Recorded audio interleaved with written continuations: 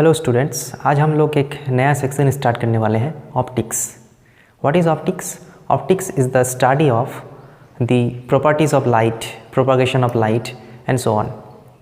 सो optics में पहला जो टॉपिक है वो है रिफ्लेक्शन, जो कि सिलेबस से बाहर कर दिया गया है। हम लोग ऑलरेडी रिफ्लेक्शन के बारे में थोड़ा सा पढ़ चुके थे क्लास 10 में, इसीलिए वो पार्ट को थोड़ा सा अलग कर दिया है इस साल। तो हम लोग कहाँ से स्टार्ट करेंगे? रिफ्रैक्शन से स्टार्ट करेंगे। रिफ्रैक्शन का जो बेसिक्स कॉन्सेप्ट है वो भी हम लोग ऑलरेडी क्लास 10 में पढ़ चुके हैं। आज हम लोग क्या करेंगे, उसका कुछ एडवांस पोर्शन को देखेंगे, लेकिन उससे पहले जो बेसिक कॉन्सेप्ट था उसको हम लोग थोड़ा सा रिकैप कर लेते हैं। ठीक है, तो रिफ्रैक्शन क्या है, how it is different from reflection. देखो, लाइट जो जाते हैं, लाइट का सबसे कम वेलोसिटी कहाँ पे होता है? ईआर मीडियम में।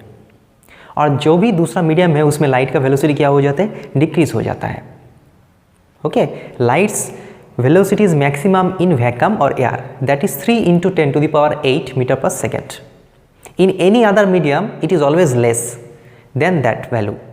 ओके, अगर लाइट एयर से ग्लास के अंदर चला जाएगा तो ग्लास के अंदर उसका वेलोसिटी क्या हो जाएगा? थोड़ा सा डिक्रीज हो जाएगा। वाटर में जाएगा तो एयर के कंपेयर में जितना वेलोसिटी था उसके कंपेयर में थोड़ा सा डिक्रीज हो जाएगा। या फिर कुछ दूसरा डायमंड मीडियम में चला जाएगा तो वहाँ पे भी कुछ वेलोसिटी घट जाएगा। तो अलग अलग मीडियम के प्रॉपर्टी के अकॉर्डिंगली क्या होता है? लाइट का वेलोसिटी डिक्रीज हो जाता है। ओके, जितना फैक्टर से डिक्रीज हो जाता है उसे हम लोग क्या कहते हैं? Refractive index. ओके, वाटर का रिफ्रैक्टिव इंडेक्स 1.33। इसका मतलब क्या है? इसका मतलब है यार में अगर लाइट का वेलोसिटी 3 × 10⁸ है तो वाटर के अंदर जाने के बाद उसका वेलोसिटी क्या हो जाएगा? 3 × 10⁸ तो था, divided by 1.33। Refractive index time घट जाएगा। सो एयर मीडियम से कोई लाइट अगर दूसरे मीडियम में एंटर करता है तो उस मीडियम में वेलोसिटी जो फैक्टर से डिक्रीज हो जाता है वही रिफ्रैक्टिव इंडेक्स है। मतलब रिफ्रैक्टिव इंडेक्स का मतलब क्या होता है? रिफ्रैक्टिव इंडेक्स जो है, अगर मान लेते कि रिफ्रैक्टिव इंडेक्स म्यू है तो एयर में लाइट का जो वेलोसिटी है वो c है। मान लेते कि दूसरा मीडियम में लाइट का वेलोसिटी v क्या होगा? c तो था एयर मीडियम में, लेकिन कुछ फैक्टर से घट जाएगा। कितना फैक्टर से? रिफ्रैक्टिव इंडेक्स फैक्टर्स के। यही रिफ्रैक्टिव इंडेक्स है। हर एक मीडियम लाइट का वेलोसिटी को घटा देता है। कितना फैक्टर से घटा देता है? Depends on the medium. अलग अलग मीडियम का अलग अलग होता है। तो दिस इज रिफ्रैक्टिव इंडेक्स। तो हम लोग इसको थोड़ा सा ऐसे भी लिख सकते हैं, mu equals to c/v, velocity of the light in air divided by velocity of light in that particular medium is known as refractive index of that medium. ठीक है, रिफ्रैक्टिव इंडेक्स का कोई यूनिट नहीं होता है, नहीं, दो वेलोसिटी का रेशियो होता है। ठीक है, तो रिफ्रैक्टिव इंडेक्स क्या होता है? अलग अलग मीडियम का अलग अलग होता है। और यहाँ पे और एक टर्म हम लोग पढ़े थे क्लास 10 में, ऑप्टिकल डेंसिटी। जैसे कि हम लोगों को डेंसिटी के बारे में पता है कि नॉर्मल डेंसिटी, मास पर यूनिट वॉल्यूम, जो हम लोग पढ़ चुके हैं लिक्विड्स में। लेकिन यहाँ पे जो ऑप्टिकल डेंसिटी है वो थोड़ा सा अलग है। ऑप्टिकल डेंसिटी किसके ऊपर डिपेंडेंट है? म्यू के ऊपर, रिफ्रैक्टिव इंडेक्स के ऊपर। ग्लास का रिफ्रैक्टिव इंडेक्स है 1.5, वाटर का 1.3। इन दोनों में से ऑप्टिकली डेंसर कौन है? ग्लास है, क्योंकि उसका रिफ्रैक्टिव इंडेक्स ज़्यादा है। तो जिसका रिफ्रैक्टिव इंडेक्स ज़्यादा होता है वो ऑप्टिकली डेंसर होता है as compare to the other. Okay, और एक क्या था? रिफ्रैक्टिव इंडेक्स अलग अलग मीडियम के अलग अलग है। और एक रिलेटिव रिफ्रैक्टिव इंडेक्स था। रिलेटिव रिफ्रैक्टिव इंडेक्स मतलब एक के रिलेटिव में अरेक। मतलब क्या है? रिफ्रैक्टिव इंडेक्स ऑफ वाटर वो क्या है? 1.33 है। रिफ्रैक्टिव इंडेक्स ऑफ ग्लास वो क्या है? 1.5 है। तो अलग अलग मीडियम का रिफ्रैक्टिव इंडेक्स है। लेकिन अगर बोला जाएगा कि relative refractive index of glass with respect to water, इसका मतलब क्या है? ग्लास का refractive index with respect to water, मतलब ग्लास का रिफ्रैक्टिव इंडेक्स है, वाटर का भी रिफ्रैक्टिव इंडेक्स है। लेकिन हम लोगों को पूछा गया कि ग्लास का रिफ्रैक्टिव इंडेक्स वाटर के कंपेयर में कितना गुना है? वो है relative refractive index of glass with respect to water. मतलब क्या होगा? μg/μw।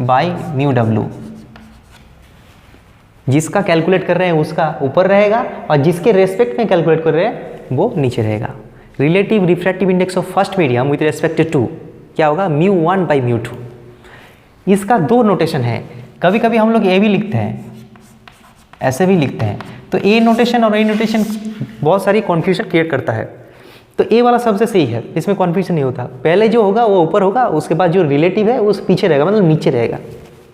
मतलब अगर पूछा जाएगा μ23 relative refractive index of 2 with respect to 3, मतलब क्या होगा μ2 बाई μ3।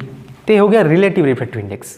मतलब रिलेटिव का मतलब क्या होता है, मतलब हम लोग दो चीज़ के कंपेयर कर रहे हैं, दो चीज़ को कंपेयर कर रहे हैं कि इसके रिस्पेक्ट में इसका कितना रिलेटिव रिफ्रैक्टिव इंडेक्स है, वो वाला, ठीक है। और यहाँ पे लॉ ऑफ रिफ्रैक्शन हम लोग ऑलरेडी जानते हैं, उसको थोड़ा सा डिटेल्स में पढ़ते हैं। एक तो है incident ray, refracted ray and normal at the point of incident lie in the same plane. Refraction में क्या होता है, ए एक मीडियम है मान लेते हैं, और ए क्या है नॉर्मल। ये लाइट यहाँ से जा रहा है, ये फर्स्ट मीडियम या सेकेंड मीडियम, कोई भी लाइट एक मीडियम से दूसरा मीडियम जा रहा है, मतलब रिफ्रैक्शन हो रहा है, मीडियम चेंज कर रहा है। तो angle of incident, angle of reflection, angle of refraction, ये सब मेज़र करने से पहले हम लोग को क्या ड्रॉ करना पड़ता है, नॉर्मल। नॉर्मल मतलब परपेंडिकुलर, कहाँ पे, जहाँ पे गिर रहा है लाइट वहाँ पे। तो ये नॉर्मल है और ये क्या होगा, ऐसे होगा। तो इसको क्या कहते हैं, एंगल ऑफ इंसिडेंट। इसको क्या कहते हैं, एंगल ऑफ रिफ्लेक्शन।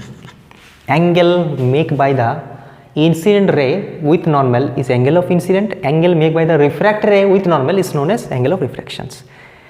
रिफ्लेक्शन के लिए क्या होता है, आई और आर बराबर होता है, लेकिन यहाँ पे जो सेकेंड लॉ है यहाँ पे बताया जाता है कि आई और आर बराबर नहीं होगा। रिफ्रैक्शन के लिए आई और आर बराबर नहीं होता है। क्या होता है उसका relation, sine of angle of incident मतलब sine r, sine i divided by sine r, that is equals to refractive index of second medium with respect to first. मतलब क्या होगा, μ21 मतलब μ2 बाई μ1। या फिर हम लोग ऐसे भी लिख सकते हैं, कई सारा नोटेशन है, लेकिन याद रखना है sine i by sine r is equals to जहाँ पे जा रहा है उसका रिफ्रैक्टिव इंडेक्स डिवाइडेड बाय जहाँ से जा रहा है। इसको याद रखना है, मेमोराइज नहीं करना है। Sine i by sine r is equals to refractive index of कौन सा मीडियम, जहाँ पे जा रहा है, divided by refractive index of source medium, जहाँ से स्टार्ट हुआ है। डेस्टिनेशन का refractive index divided by source का, ओके। और यहाँ पे क्या होगा, sine i by sine r, this is Snell's law. Sine of angle of incidence divided by sine of angle of refraction is equals to constant for a pair of media and it is equal to the refractive index, relative refractive index of second medium with respect to the first medium. So this is second law of refraction। और first law तो simple है, incident ray, refracted रे और normal तीनों एक ही plane में रहता है, ठीक है। तो ये बात हम हमेशा याद रखना है, इसको यूज़ करके हम लोग कई सारा प्रॉब्लम सॉल्व करेंगे, इसको अच्छे से ध्यान में रखना होगा। और क्या है, ये सब हम लोग रिकैप कर रहे हैं, ऑलरेडी पढ़ चुके हैं। जब लाइट डेंसर मीडियम से रेयरर मीडियम जाते हैं तो अवे फ्रॉम द नॉर्मल हो जाता है, अवे फ्रॉम द नॉर्मल। और जब रेयरर से डेंसर जाते हैं तो टुवर्ड्स द नॉर्मल शिफ्ट हो जाता है, इसको याद रखना है। When light travels from denser to rarer medium it shifts away from the normal, and when it moves from rarer to denser it shifts towards the normal. ये दो चीज़ को हम लोग याद रखना है, और उसका भी एक डेरिवेशन होता है, उसको हम लोग यहाँ से कर सकते हैं। अगर हम मान लेते हैं कि μ1 और μ2 में μ2 ज़्यादा है, मतलब हम लोग जहाँ पे जा रहा है उसका डेस्टिनेशन क्या है, रेयरर है, हम लोग डेंसर से रेयरर जा रहे हैं, मतलब μ2 इज़ लेस देन μ1। तो μ2 is less than μ1, so μ2 by μ1 करेंगे तो क्या होगा, लेस देन 1 होगा। एक फ्रैक्शन है, ऊपर का डिजिट 3 है, नीचे का डिजिट 4 है, तो क्या होगा, लेस देन 1 होगा। Denominator is greater than the numerator, so it becomes less than 1. So sin i by sin r less than 1. So sin i less than sin r. So i less than r. मतलब i से i less than r, i छोटा होगा और r ज़्यादा होगा, मतलब it shifts away from the normal। Prove हो गया। ऐसे हम लोग जो सेकेंड पोर्शन है, मतलब when it moves from rarer to denser और denser to rarer, दोनों ही प्रूव हम लोग इससे कर सकते हैं। अब हम लोग क्या करते हैं, refraction at a plane surface, उसका डेरिवेशन कर लेते हैं, जो कि हम लोग का सिलेबस में है, एडवांस टॉपिक जो है, ठीक है। सो अब हम लोग बात कर लेते हैं refraction at the plane surface. So इसके बारे में जानने से पहले हम लोग कुछ प्रैक्टिकल एग्जाम्पल के बारे में सोच लेते हैं। रियल लाइफ में हम लोग क्या देखते हैं कि अगर पानी में कुछ चीज़ है तो लगता है कि वो थोड़ा सा ऊपर आ गया है, ऐसा लगता है, जैसे कि कोई चीज़ अगर पानी के अंदर है, हम लोग पकड़ने जाएंगे तो वो वहाँ पे नहीं रहेगा, वो एक्चुअली क्या है उसमें नीचे है, लेकिन हम लोग लग रहा है वो ऊपर उठ गया है। कोई स्टिक अगर पानी के अंदर डालेंगे तो लगेगा कि वो सरफेस से बेंड हो गया है, क्यों हो रहा है। फिर ये भी बोल सकते हैं, अगर कुछ पेपर्स में हम लोग लिखे हैं और उसके ऊपर एक ग्लास स्लैब लग दिया है तो लगता है कि जो लिखा है वो थोड़ा सा ऊपर आ गया है, क्यों हो गया। ये सारी चीज़ का कारण क्या होता है, refractions, refraction at the plane surface. तो वो कैसे काम करता है उसके बारे में थोड़ा सा जान लेते हैं। तो यहाँ पे दो केस होता है। पहला केस होता है कि ऑब्जेक्ट डेंसर मीडियम में है, जैसे कि कोई ऑब्जेक्ट, एक फिश है, वो पानी के अंदर है, हम लोग ऊपर से देख रहे हैं, मतलब यहाँ पे ऑब्जर्वर कहाँ पे है, रेयर मीडियम में, ऊपर से एयर मीडियम में है, और वाटर के अंदर क्या है, फिश है, जो कि ऑब्जेक्ट है जिसको हम लोग देख रहे हैं। अगर मीडियम सेम एयर रहेगा तो वो तो हम लोग सीधा देख सकते हैं कि सीधा लाइट ले आ जाएगा, लेकिन यहाँ पे सीधा तो नहीं आएगा, यहाँ पे रिफ्रैक्शन हो रहा है, तो उसका इमेज कहाँ पे बनेगा और उसका अपैरेंट डेप्थ क्या होगा वो हम लोग कैलकुलेट करने वाले हैं। तो मान लेते हैं कि हमारे पास एक ऑब्जेक्ट है जिसको हम लोग देख रहे हैं ऊपर से, ये ऑब्जेक्ट है, और जो ऑब्जर्वर है वो यहाँ पे है। तो यहाँ से लाइट रे निकलेगा, चारों ओर निकलेगा, बहुत सारा लाइट रे निकलेगा, यहाँ पे रिफ्रैक्टेड होगा, उसके बाद यहाँ पे जाके इमेज फॉर्मेशन होगा। इमेज फॉर्मेशन कैसे होता है, हम लोग रिफ्लेक्शन में ऑलरेडी पढ़ चुके हैं पिछले क्लास में कि रिफ्लेक्शन या फिर रिफ्रैक्शन, कोई भी केस में इमेज फॉर्मेशन का मतलब होता है कि कोई भी घटना होने के बाद, मतलब रिफ्लेक्शन हो रहा है या फिर रिफ्रैक्शन हो रहा है, उसको होने देते हैं। होने के बाद रे जो होगा वो कहाँ पे मीट कर रहा है, रिफ्लेक्शन के बाद रे कहाँ, रे जितना भी रे है सो कहाँ पे मीट कर रहा है, वो है इमेज। कोई भी एक ऑब्जेक्ट है, यहाँ पे एक मिरर रखा हुआ है, तो इस ऑब्जेक्ट से क्या निकल रहा है, कई सारा रे निकल रहा है। तो ऑब्जेक्ट से निकलने वाला रे रिफ्लेक्शन के बाद कहाँ मीट होगा, वो होगा इसका इमेज। और या फिर लेंस में अगर हम लोग बोलेंगे, लेंस तो रिफ्रैक्शन में काम करता है, तो ऑब्जेक्ट से निकलने वाला रे रिफ्रैक्शन के बाद कहाँ पे मैच हो रहा है, सब एक साथ मीट हो रहा है, वो है इसका इमेज। ठीक है, तो यहाँ से कई सारा रे निकल रहा है, लेकिन हम लोगों को क्या लेना है, सिर्फ 2 ही रे लेना है to make the situation simple. तो हम लोग मान लेते हैं कि एक रे सीधा जा रहा है, तो सीधा जाने से क्या होगा, वो तो सीधा चला जाएगा, एंगल ऑफ इंसिडेंट और एंगल ऑफ रिफ्लेक्शन दोनों ही क्या है, 0, वो सीधा चला जाएगा, साइन आई साइन आर, आई भी 0 आर भी 0। लेकिन अगर एक साइड से रे जाएगा ऐसे, मान लेते कि थोड़ा सा ये रे जा रहा है ऐसे, तो ये रे जाके यहाँ पे जब गिरेगा तो क्या होगा, ये तो यहाँ पे देखना पड़ेगा कि यहाँ पे कौन सा मीडियम है, वाटर से एयर जा रहे हैं, मतलब रेयर मीडियम में जा रहे हैं, तो क्या होगा, अवे फ्रॉम द नॉर्मल, मतलब जाना था इधर लेकिन और अवे फ्रॉम द नॉर्मल हो जाएगा, मतलब क्या हो जाएगा, ऐसे हो जाएगा। तो ये हो गया एंगल ऑफ इंसिडेंट्स आई, ये हो गया एंगल ऑफ रिफ्रैक्शन। ठीक है, अब देखना पड़ेगा कि इमेज कहाँ पे फॉर्मेशन होगा। रिफ्रैक्टेड रे कौन सा है, एक रिफ्रैक्टेड है, रिफ्रैक्शन होके आया है, और एक रिफ्रैक्टेड है, ये दोनों जहाँ पे मीट करेगा वही इमेज है। इस ऑब्जेक्ट से निकलने वाला रे रिफ्रैक्शन के बाद कहाँ पे मीट कर रहा है, वो है इसका इमेज। तो यहाँ पे हम लोग देख रहे हैं ये तो मीट करेगा ही नहीं, लेकिन वर्चुअली मीट कर सकता है। अगर इसको हम लोग पीछे की ओर ले जाएंगे ऐसे, तो हम लोग देख सकते हैं कि यहाँ पे मीट करेगा, यहाँ पे मीट करेगा, यहाँ पे, तो ये हो जाएगा इसका इमेज। इसको पीछे लाएंगे और इसको पीछे लाएंगे, इमेजिन करेंगे तो ये इमेज हो जाएगा। तो ये क्या इमेज है, रियली मीट कर रहा है क्या, नहीं मीट कर रहा है, ये क्या है, वर्चुअल इमेज है, जहाँ पे लाइट ले को हम लोग इमेजिन करके मिलाते हैं, एक्चुअली नहीं मिलता है, तो ये इमेज है। तो यहाँ पे ऑब्जेक्ट ऊपर से कोई दिखेगा, यहाँ से कोई दिखेगा, तो उसको क्या दिखेगा, उसको दिखेगा कि ये जो फिश है यहाँ पे था, लेकिन उसको लगेगा कि यहाँ पे है। अगर वो यहाँ पे पकड़ने जाएगा तो देखेगा नहीं पकड़ सकते क्योंकि वो नीचे है, तो लगता है कि कोई चीज़ ऊपर आ गया है, ऐसा लगता है। ओके, तो हम लोगों को क्या निकालना है, इसका ओरिजिनल डेप्थ क्या है, इसका ओरिजिनल जो डेप्थ है डी आर मतलब रियल डेप्थ, ऊपर से कितना डेप्थ में ओरिजिनल है, और इमेज कहाँ पे बन रहा है, अपैरेंट डेप्थ में, DA। ओके, या फिर हम लोग एज भी बोल सकते हैं, एज अपैरेंट और एज रियल, ऐसे बोल सकते हैं। इन दोनों के बीच में रिलेशन निकालना है। कैसे निकालेंगे, यहाँ से फिगर को अच्छे से देखना है। ए अगर आई होगा तो ए भी तो आई होगा, ऐसे करके अगर ए जो एंगल है ए भी वो एंगल होता है। ये अगर आर होगा तो ए भी आर होगा, ये कौन सा फॉर्मूला लगाया, ए आर तो ए भी आर, जियोमेट्री से आ गया। अब देखो यहाँ पे हम लोग क्या करते हैं, देखो यहाँ पे as i r are small,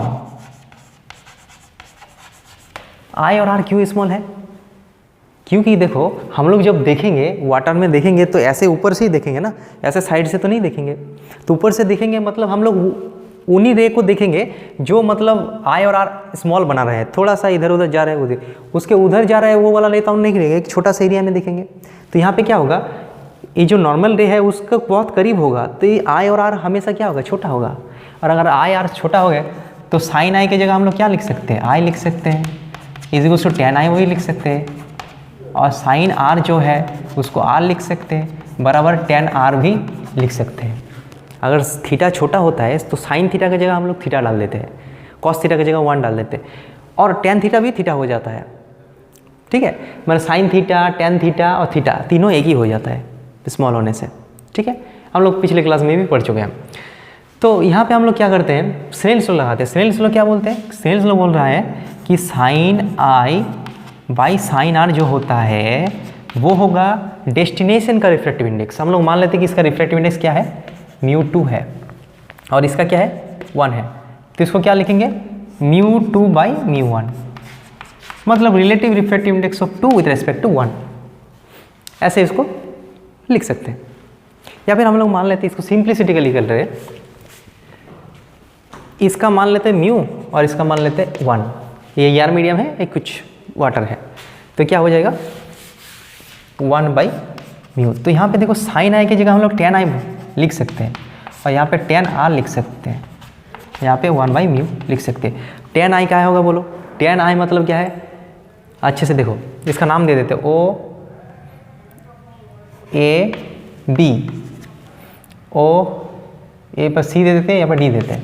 तो यहाँ पर टेन आई की जगह क्या होगा बोलो, tan i, tan of i मतलब perpendicular by base, perpendicular by base, तो क्या हो जाएगा C A divided by base मतलब सी ओ। टेन आर क्या हो जाएगा, perpendicular by base C A by C I use to 1 by mu. C A कट जाएगा तो अल्टीमेटली क्या निकलेगा, यहाँ पे आ जाएगा, यहाँ से हम लोग यहाँ पे चला जा रहा है, c i by c o is equal to 1 by mu. C i मतलब क्या है बोलो, सी आई की जगह हम लोग क्या लिख सकते हैं, अगर हम लोग इसको ओरिजिन मानेंगे तो ए वाला नीचे वाला चीज़ नेगेटिव और ऊपर वाला चीज़ पॉजिटिव हो जाएगा, मतलब साइन कन्वेंशन यहाँ पे भी यूज़ करना है। राइट रे के अलोंग जाएंगे तो वो पॉजिटिव, राइट रे के ऑपोजिट जाएंगे तो वो नेगेटिव, ठीक है। और ओरिजिन कहाँ पे होता है, जहाँ पे रिफ्लेक्शन होता है, जैसे कि मिरर होता है पोल ओरिजिन, तो ठीक है, तो यहाँ पे ओरिजिन ए होगा, तो इसके रेस्पेक्ट में ए पॉजिटिव नेगेटिव, तो ए वाला सी आई जो है उसके जगह हम लोग क्या लिखेंगे माइनस एच ए, और सी ओ के जगह क्या लिखेंगे माइनस एच आर। तो सी आई की जगह क्या लिखेंगे माइनस एच ए, और इसमें लिखेंगे minus h r equals to 1 by mu. So h a is equals to h r by mu, minus कट जाएगा, ये रिलेशन हम लोगों को मिल गया है।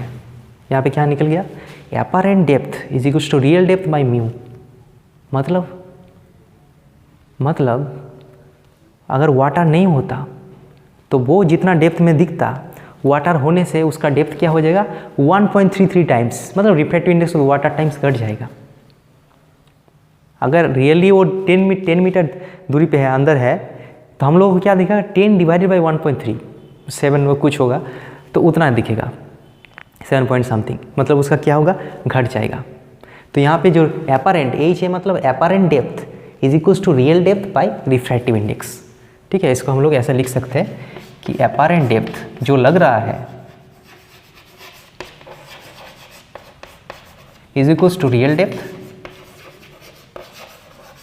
By mu of the medium. तो ऐसे हम लोग क्या कर सकते हैं, इसका डेरिवेशन कर सकते हैं। यहाँ पे और एक फॉर्मूला आएगा शिफ्ट का फॉर्मूला क्या होता है, मतलब real depth minus apparent depth, ये हो गया शिफ्ट, जो कि कॉमन लेने से क्या आ जाएगा H R into 1 minus mu, इसका वैल्यू क्या आ जाएगा H R into 1 minus 1 by mu, ये भी आ जाएगा।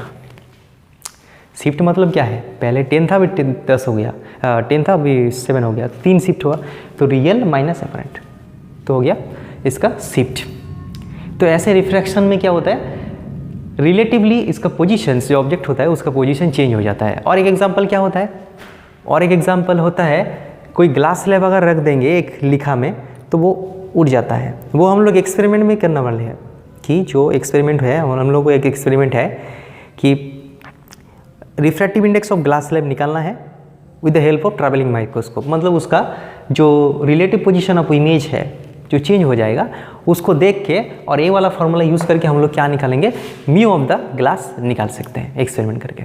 ठीक है, अब हम लोग इसका ऑपोजिट केस देख लेते हैं कि अगर ऑब्जेक्ट यहाँ पे रहेगा, मतलब एयर मीडियम में रहेगा, मान लेते कि कोई एक ट्री है, ऐसा एक ट्री है, तो ये ऑब्जेक्ट यहाँ पे है और पानी के अंदर से कोई देख रहा है इसको, तो क्या दिखेगा वो हम लोग देख लेते हैं। तो मान लेते कि हमारे पास एक ऑब्जेक्ट है जो कि इतना हाइट में है, कितना हाइट में है, h रियल हाइट इतना में है। ठीक है, अब यहाँ से दो रे जाएगा, एक तो सीधा चला जाएगा रिफ्रैक्टेड रे, इंसिडेंट रे, रिफ्रैक्टेड रे, और जब यहाँ पे एक रे आएगा तो वो थोड़ा सा क्या होगा, सीधा नहीं जाएगा, क्योंकि रेयर से डेंसर जा रहा है तो टुवर्ड्स द नॉर्मल हो रहा है, मतलब यहाँ पे जाना था लेकिन वहाँ पे नहीं जाएगा, वो क्या होगा, थोड़ा सा ऐसे हो जाएगा। अब एक रिफ्रैक्टेड रे और एक रिफ्रैक्टेड रे, दोनों को मिलाने से इमेज मिल जाएगा। ये अगर ऑब्जेक्ट है तो इसका इमेज कहाँ पे बनेगा, तो ये तो मीट तो नहीं करेगा इधर, तो इसको वर्चुअली मीट कर सकते हैं। पीछे की ओर अगर बढ़ाएंगे इसको तो वो यहाँ पे मीट हो जाएगा और यहाँ पे इमेज बन जाएगा। So this is the image. Okay, so ये रियल हाइट है इसका, और अपैरेंट हाइट क्या है, यहाँ पे हम लोग देख सकते हैं कि इसका जो अपैरेंट हाइट है वो रियल हाइट से ज़्यादा हो जा रहा है। पहले क्या हो रहा था, उसका डेप्थ था वो घट जा रहा था, अब हाइट बढ़ जाएगा। अगर हम लोग पानी के अंदर से कोई चीज़ को बाहर में रखा हुआ कोई चीज़ को देख रहे हैं, मान लेते कोई ट्री भी हो सकता है, इतना हाइट का है, तो पानी के अंदर से देखेंगे तो उसका हाइट बढ़ जाएगा। अब देखो यहाँ पे एंगल ऑफ इंसिडेंट क्या है, यहाँ पे एंगल ऑफ इंसिडेंट जो है ये पूरी एंगल ऑफ इंसिडेंट है, ये आर है। ठीक है, तो ए अगर आर होगा तो ए आर होगा, और ए भी क्या हो जाएगा, आर हो जाएगा, और ए आई है तो ए भी आई हो जाएगा। सो सिमिलर वे अगर हम लोग देखेंगे तो यहाँ पे क्या हो जाएगा, h real is equal to mu times h apparent हो जाएगा। एकदम सिमिलर वे में करना है, उसका कुछ नेम दे देना है, ओ ए बी, यहाँ पे ओ सी डी कुछ नाम देना है, और उसके बाद डेरिवेशन करना है। एक बार साइन आई लेना है और साइन आर लेना है, और एक बार साइन आई को हम लोग टेन आई भी लगा सकते हैं, उसमें कोई दिक्कत की बात नहीं, और साइन आर की जगह टेन आर बैठा दे सकते हैं, क्योंकि साइन आई आर ये सब क्या है, छोटा है, तो आई की जगह साइन आई और टेन आई लिख सकते हैं, उसमें कोई दिक्कत की बात नहीं है। तो सिमिलर वे हम लोग अगर करेंगे तो ये निकल जाएगा। वाटर के अंदर से अगर हम लोग 10 मीटर हाइट वाला एक ट्री को देख रहे हैं तो उसका वाटर के अंदर देखेंगे तो क्या हो जाएगा, 10 मल्टीप्लाइड बाई 1.3 13 मीटर दिखेगा, मतलब उसका हाइट बढ़ जाएगा। ठीक है, तो क्या होता है, म्यू टाइम्स बढ़ जाता है। तो अगर हम लोग डेंसर मीडियम में है और रेयर मीडियम में देख रहे हैं तो कोई भी चीज़ का हाइट बढ़ जाता है, और अगर हम लोग रेयर मीडियम है डेंसर मीडियम में देख रहे हैं तो कोई भी चीज़ का जो डेप्थ होता है वो घट जाता है। और कितना शिफ्ट होता है, यहाँ पे होगा mu apparent minus mu real होगा, क्योंकि म्यू अपैरेंट ही ज़्यादा है इसलिए उसका शिफ्ट होगा इतना। ठीक है, इसके ऊपर एक प्रैक्टिकल भी है, मतलब इसके ऊपर मतलब पहले वाला जो टॉपिक था, मतलब अंदर की ओर जब ये ऑब्जेक्ट यहाँ पे रखा है और हम लोग ऊपर से देख रहे हैं तो उसका ऊपर एक प्रैक्टिकल भी है, वो हम लोग बाद में भी समझाएंगे। मतलब ये पेपर है, यहाँ पे कुछ लिखा है और हम लोग यहाँ पे ग्लास दे दिए, तो एक्चुअली तो ये ऊपर से इतना डेप्थ में है, लेकिन हम लोग को दिखेगा कि यहाँ पे लिखा है, तो थोड़ा सा शिफ्ट हो जाता है। तो शिफ्ट को मेज़र करके हम लोग ये जो ग्लास है, इस ग्लास का रिफ्रैक्टिव इंडेक्स कैलकुलेट कर सकते हैं।